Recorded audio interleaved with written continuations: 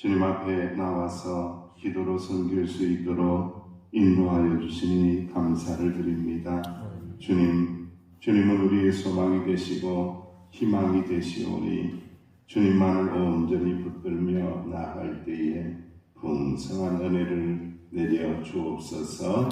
의지하옵고 예수님의 이름으로 기도하옵나이다. 아멘. 찬송가 374장입니다. 374장.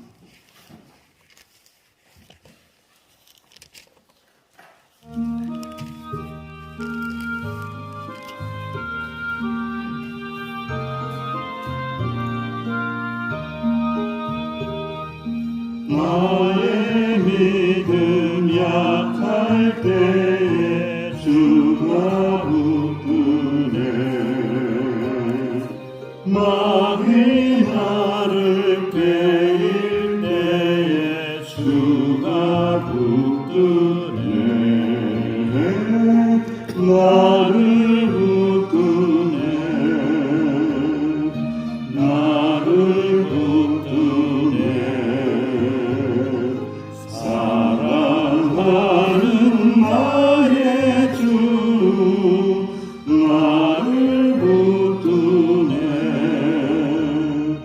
우리 구주 아니면 서지 못하네.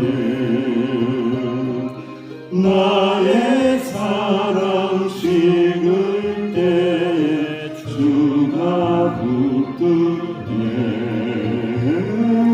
나를 붙드네. 나를 붙드네. 사랑하는 나의 주 나를 붙드네. 나를 귀히 보시고 항상 붙드네. 구원받은 사람을 항상 붙드네. 나를 붙드네. 나를 붙드네. 사랑하는 나의 주 나를 붙드네. 나의 영혼 약할 때에 주가 붙드네. 피를 흘려 샀으니 주가 붙드네. 나를 붙드네. 나를 붙드네. 사랑하는 나의 주 나를 붙드네. 이 새벽에도 주님 앞에 나와서 우리 주님 말씀으로 나를 붙잡아 달라고 흔들리는 마음을 붙잡아 주시고 두려운 마음을 붙잡아 주시고 근심 걱정하는 마음을 붙잡아 달라고 마귀 나를 깨일 때에 주님께서 붙잡아 주시사 오직 말씀으로 승리하게 해달라고 합심하여 기도합니다. 아버지 하나님 그렇습니다. 맞습니다. 마귀가 우리를 미혹할 때가 많이 있습니다. 우리를 넘어뜨리고 할 때가 많이 있습니다. 우리를 교만하게 만들고 우리를 힘들게 만들 때가 많이 있습니다. 주여 주여 흔들리지 않도록 우리를 붙잡아 주옵시기를 간절히 바라고나 사랑하는 나의 주여 붙잡아 주옵소서. 하나님의 말씀으로 붙잡아 주옵소서. 하나님의 구원하심의 은혜로 붙잡아 주옵소서. 흔들리지 않도록 붙잡아 주옵소서. 아버지 하나님의 때로는 하나님을 향한 사랑이 식을 때도 있습니다. 아버지 불쌍히 여겨주시기 원합니다. 긍휼을 베풀어 주시기 원합니다. 붙잡아 주옵소서. 우리 사랑하시는 명성교회 공동체를 지체들을 붙잡아 주옵소서. 때로는 믿음이 약해질 때도 잊지만은 붙잡아 주시사 다시 믿음이 강해지게 하시고 주님을 온전히 신뢰하며 의지하며 나가는 저희들이 될 수 있도록 주여 은혜를 베풀어 주옵소서. 이 새벽에 말씀하옵소서. 저희들이 듣기 원합니다. 저희들이 순종하기 원합니다. 주여 말씀하여 주옵소서. 감사합니다. 주님, 예수님의 이름으로 합심하여 기도하옵나이다. 아멘. 하나님의 말씀 예레미야가 2장 11절에서 17절입니다. 2장 11절에서 17절. 조롱거리가 되지 말아야 한다. 자랑거리가 되어야지 조롱거리가 돼서는 안 된다. 11절부터 17절까지 봉독합니다. 시작. 내 눈이 눈물에 상하며 내 창자가 끊어지며 내 간이 땅에 쏟아졌으니 이는 딸 내 백성이 해망하여 어린 자녀와 젖먹는 아이들이 성읍 길거리에 기절하미로다. 그들이 성읍 길거리에서 상한 자처럼 기절하여 그의 어머니들의 품에서 혼이 떠날 때에 어머니들에게 이르기를 곡식과 포도주가 어디 있느냐 하도다. 딸 예루살렘이여, 내가 무엇으로 네게 증거하며 무엇으로 네게 비유할까? 첫의 딸 시온이여, 내가 무엇으로 네게 비교하여 너를 위로할까? 너의 파괴름이 바다같이 크니 누가 너를 고쳐줄 소냐? 이 선지자들이 네게 대하여 헛되고 어리석은 묵시를 보았으므로 네 죄악을 드러내어서 네가 사로잡힌 것을 돌이키지 못하였도다. 그들이 거짓 경모와 미혹하게 할 것만 보았도다. 모든 지나가는 자들이 다 너를 향하여 박수치며 딸 예루살렘을 향하여 비웃고 머리를 흔들며 말하기를 온전한 영광이라. 모든 세상 사람들의 기쁨이라. 일컫던 성이 이 성이냐 하며 이 원수들은 너를 향하여 그들의 입을 벌리며 비웃고 이를 갈며 말하기를 우리가 그를 삼켰도다. 우리가 바라던 날이 과연 이 날이다. 우리가 얻기도 하고 보기도 하였다 하도다. 여호와께서 이미 정하신 일을 행하시고 옛날에 명령하신 말씀을 다 이루셨으며 긍휼을 여기지 아니하시고 무너뜨리사 원수로 말미암아 즐거워하게 하며 내 대적자들의 뿔로 높이 들리게 하셨도다. 아멘. 가끔 우리가 양궁 같은 거 화살을 쏘는 모습을 여러분들이 보셨을 겁니다. 강창학 구장에 가면은 거기에도 이제 국궁장이 있어요. 활을 쏘는 그런 자리가 있어요. 아시는 거죠? 예, 알면 다 알고 있는 것으로 알고, 화살을 쏘면은 참 그게 재미가 있나 봐요. 그런데 언제 기쁨을 누릴까요? 관역에 명중할 때에는 잘 쐈구나, 잘 맞췄구나 이렇게 하죠. 그래서 관역을 빗나가면은 왜 빗나갔지 이런 생각하면서 또 조준해서 맞추려고 애를 쓰죠. 여러분, 죄라는 것은 그런 의미를 가지고 있다고 그러잖아요. 죄라는 것은 관역을 비켜가는 거다. 관역을 비켜가는 거, 하마르티아라고 이야기하죠. 관역을 비켜가서의 때에 죄가 된다라는 거죠. 하나님이라는 관역, 하나님의 말씀의 순종이라는 관역, 하나님을 섬기라는 관역을 비켜나가면은 그 모든 것이 죄가 된다라는 것을 우리는 깨닫게 됩니다.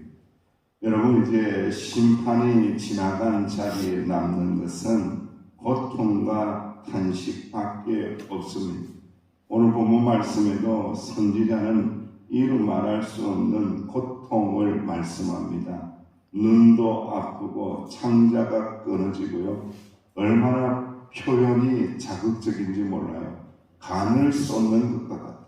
간이 어떻게 쏟아지겠습니까? 이거는 이제 죽는 것과 같은 고통이라는 거죠, 여러분들. 심판당하는 고통은요, 그야말로 간을 쏟아내는 그러한 고통이다. 눈이 아파서 눈물을 얼마나 흘렸던지 눈이 진물로서 아프다라고 할 정도로 아주 심각한 고통을 이야기하는 거예요. 왜 이렇게 슬프냐? 성내로 들어가서 보았더니 이렇게 이스라엘 백성들이 먹을 것이 없어서 아이들이 축 늘어져서 어떻게 된 거예요? 기절하였도다. 어저께 기절하는 것에 대한 말씀을 나누었죠. 기절의 뜻이 뭐라고 그랬어요? 죽을 준비가 되었도다. 죽는다는 거예요. 애들이 죽어가고 있다는 거예요. 우리는 굶어 죽어도 좋지만은 아이들이 굶어 죽어가는 모습을 볼 때에 얼마나 속상합니까? 우리 조상들은 그랬어요. 배고프고 힘들 때에 밥을 아이들에게는 다 주면서 엄마는 밥도 보지도 않고 그죠? 애들 혹시 남기면 먹을까 싶어서 그릇에 그렇게 빈 그릇을 이렇게 놓고 그렇게 식사를 했다고 그러잖아요. 물론 저는 그런 시대는 지나갔지만은 그렇게 했다고 그래요. 그러면 엄마는 왜 밥이 없어? 왜 밥이 없어? 아니야, 엄마는 배부르다. 너희들 밥 먹는 것만 봐도 나는 배부르니까 많이 먹어라, 맛있게 먹어라. 그죠? 그게 부모의 기쁨이고 엄마의 기쁨이고 아빠의 기쁨인데 애들이 배가 고파서 먹을 것이 없어서 죽어가는 거예요. 기근에 지쳐서 죽어가는 거예요. 이건 굉장히 상징적인 겁니다, 여러분. 이스라엘 백성들이 배가 고파서 죽을까요? 이스라엘 백성들이 먹을 것이 없어 죽는 것일까요? 그렇지 않다는 거예요. 하나님의 말씀이 없어서 죽는 겁니다, 여러분. 하나님의 말씀에 순종이 없어서 죽는 겁니다. 하나님의 말씀을 먹지 못하니까 영혼이 죽으니까 육신도 죽어가는 겁니다. 그러니까 이스라엘은요, 영적인 공동체이기 때문에 영혼이 죽으면 같이 동일하게 육신도 무너져서 다 죽는다 이거예요. 영혼이 굶주리면은 함께 육신도 다 굶주린다는 거예요, 여러분들. 사랑하는 주의 백성들이요, 우리가 오늘도 교회 문을 열고 들어오면서 자동문을 열고 들어오면서 보셨죠? 사랑하는 자여, 내 영혼이 잘된것 같이 내가 범사에 잘되고 강건하기를 원하노라. 저만 보고 들어왔나? 네. 영혼이 잘된 것 같이 영혼이 먼저 잘돼야 된다. 영혼이 하나님의 말씀을 먹고 잘되고 건강해야지. 그리고 난 다음에 뭐가 된다고? 범사가 잘되고 강건한 은총이 내려온다라고 하면서 이 모든 것이 같이 묶여 있다는 거죠. 이게 같이 묶여 있다는 것을 말씀하는 거예요. 오늘 이 새벽에도 우리가 엎드려서 기도하고 말씀을 먹는 이유는 바로 그것에 있는 거죠. 뭡니까? 내 영혼이 잘 되길 원합니다. 나의 영혼이 잘 되길 원합니다. 내 영혼이 구원받은 자답게 행복하길 원합니다. 하나님의 은혜로 충만하면 됩니다. 주님 한 분만으로 만족합니다. 주님 한 분만으로 만족합니다. 라고 하며 자녀들이, 하나님의 자녀들이 기쁨으로 신앙 고백을 하며 갈 때에 하나님께서 솔로몬에게 주셨던 것처럼 지혜도 주시고 부귀영화도 주시고 먹을 것도 주시고 입을 것도 주시고 모든 행복함을 우리에게 주시는 분이 하나님 아버지이심을 믿고 신뢰하고 의지하시기를 주의 이름으로 축원합니다. 여러분, 상처가 깊어진 후에야 후회하는 것은 어리석다. 굉장히 어리석은 거죠, 여러분들. 멸망하고 난 다음에 후회해봤자 소용이 있다 없다? 소용이 없다는 거예요, 여러분들. 그러니까 미리 준비해야 된다. 미리 멸망하지 않도록 준비해야 된다는 거죠. 병이 깊어지기 전에 먼저 주님께 치료를 받아야 된다. 죄의 병이 깊어지고 나면은요, 쓸 수가 없어요, 여러분들. 이게 해결이 안 되는 거예요. 그러니까 미리 죄가 들어오지 않도록 끊어내야 되고, 어떠한 희생을 감수하고로도 이 죄에 대해서는 단호하게 철저하게 끊어내야 됩니다. 우상에 대하여 하나님 외에 의지하는 것에 대하여 분명하게 끊어내야 된다는 거죠. 끊어내지 않으면 어떤 결과를 초래한다고요? 멸망당하여 참담한 지경에 빠지게 되고 이방 사람들이 예루살렘을 향하여 빈정됩니다. 조롱합니다.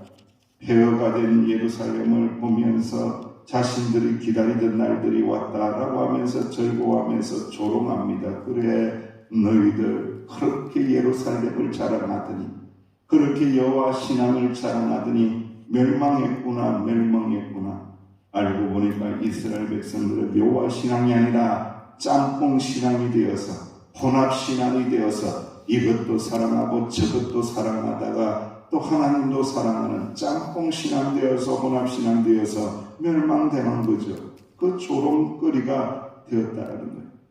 저는 이 말씀을 묵상하면서 그런 생각이 들 수밖에 없는 거예요.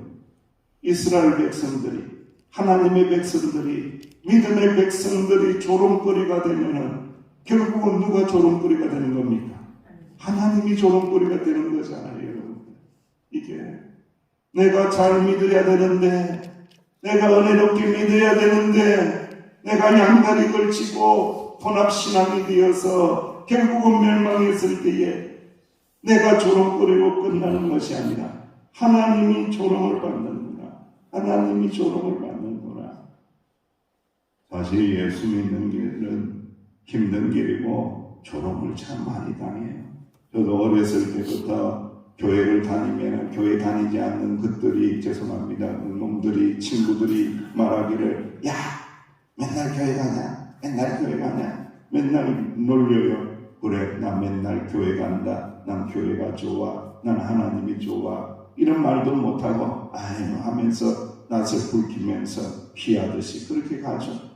중학생이 되어서 이제 사춘기가 되면은 야 너 여자 만나러 교회 가냐? 여학생 만나러 교회 가냐? 야 연애당 가냐? 연애당 가냐? 연애당 가는 것 같기도 하고 이쁜 여학생이 있어서 가는 것 같기도 하고 하나님이 좋아서 가는 것 같기도 하고 맞는 말인 것 같기도 하고 맞는 말은 맞는 말인데 그것만은 아니고 또 하나님을 사랑해서 예배드리기 위하여 가는 건데 하면서 또 낯을 붉히고 그렇게 갔죠. 그런 거는 괜찮다 이거예요. 그런 조롱은 괜찮다 이거예요, 여러분들. 그런 조롱은 받아도 되는데 어떤 조롱을 받으면 안 되느냐? 너 하나님도 섬기고 세상도 섬기고 우상도 섬기더니 잘 됐다. 이런 조롱을 받으면 안 된다는 거예요, 여러분들. 하나님의 말씀대로 산다는 척하면서 세상의 논리대로 살다가 망했구나. 너 잘됐구나. 이런 조롱을 받아서는 안 된다는 거예요, 여러분들. 정말로 이거는 하나님 아버지의 마음에 대못을 받는 거란 거예요. 사랑하시는 주의 백성들이여, 심판은 물론 하나님이 정하신 것이지만은 심판을 자초한 것은 누구예요? 이스라엘 백성. 심판을 자초하는 것은 항상 누구예요? 다. 하나님은 아무 문제가 없어요. 하나님은 의로우신 분이고 사랑스러운 분이고 사랑을 베푸시기 원하시는 분이고 하나님은 아무 문제가 없어요. 항상 심판을 자초하는 사람은 우리 자신이라는 거, 우리 자신. 신앙생활이라는 게 이런 복잡할 것 같지만은 어떻게 보면은 굉장히 단순합니다. 하나님의 말씀에 순종하면 무엇을 받아요? 복을 받아요. 하나님 말씀에 불순종하면은 멸망당해요. 매우 단순한 거예요, 여러분들. 하나님 말씀에 순종하면 복을 받고 하나님 말씀에 불순종하면은 벌을 받는 거예요. 이게 아주 단순한 겁니다. 하나님의 말씀에 경고를 듣고 돌이키면 구원을 받고 회개하지 않고 끝까지 고집을 부리며 무슨 고집? 그 고집 부리면은 결국 어떻게 된다? 멸망당한다는 거예요. 하여튼 예수 믿는 사람 치고요, 고집 부리고 잘 되는 사람 내가 본 적이 없어요. 제가 지금 50살밖에 안 됐는데 50년 살면서 이렇게 보면은 하여튼 예수님 믿으면서 고집 부리다가 잘 되는 사람 본 적이 없어요. 이거 아니야. 이 길 아니야. 이 하나님 기뻐하시는 길 아니야. 하나님 영광되는 길 아니야. 나에게도 유익하지 않아.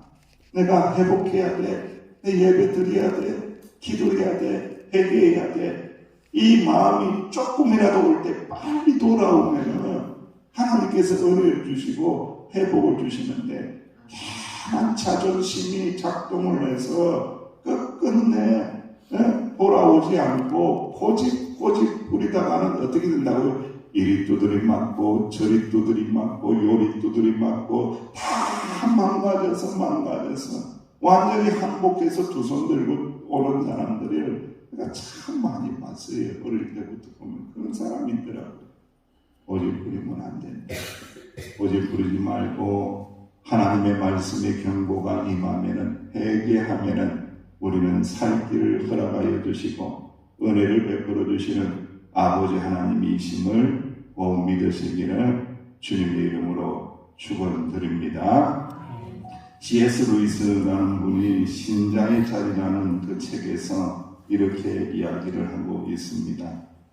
결론의 말씀입니다. 지금이 세상의 마지막 밤일 수도 있음을 생각하며 미친 듯이 세상에 만병통치약을 투여하는 일은 무의미해진다. 그러나 평범한 도덕과 지혜의 한계 내에서 성심껏 미래를 위하여 쏟는 노력은 그렇지 않다. 왜냐하면 심판이 있기 때문이다. 사명에 충실하다가 심판을 맞이하는 것은 행복하다. 그냥 밖에 나가 짐승을 키우든지 농사를 짓는 사람이든지 원대한 계획을 가지고 인류를 크나큰 악에서 구하려는 사람이든 다를 바가 없다. 마침내 마지막 극의 음악이 내리게 될 것이다. 짐승들은 더 이상 먹이를 얻지 못하고 백인의 노예 제도나 정부의 폭정을 대치하려는 큰 싸움은 승리에 이르지 못할 것이다. 그래도 괜찮다. 심판관이 오실 때에 당신은 당신의 자리를 지켰다. 그래도 괜찮다. 심판하실 주님께서 오실 때에 그대들은 그대들의 자리를 지켰다. 기도하겠습니다. 아버지 하나님, 은혜를 감사합니다. 주님 오실 날을 기대하고 희망에 부풀어서 살아가는 저희들이 되게 하여 주옵소서. 주님, 혼합된 신앙 버리게 하여 주시고 단순하지만은 깨끗하고 정결한 믿음으로 살아가고 살아낼 때에 주님 앞에 섰을 때에 칭찬받을 수 있는 저희들이 되게 하여 주옵소서. 이 새벽에 드리는 기도 주님께서 들으시고 어여삐 보시며 귀하게 여기시며 응답하여 주실 줄로 믿사옵고 예수님의 이름으로 기도하옵나이다. 아멘. 말씀을 붙잡으시고 기도하며 나아갑니다.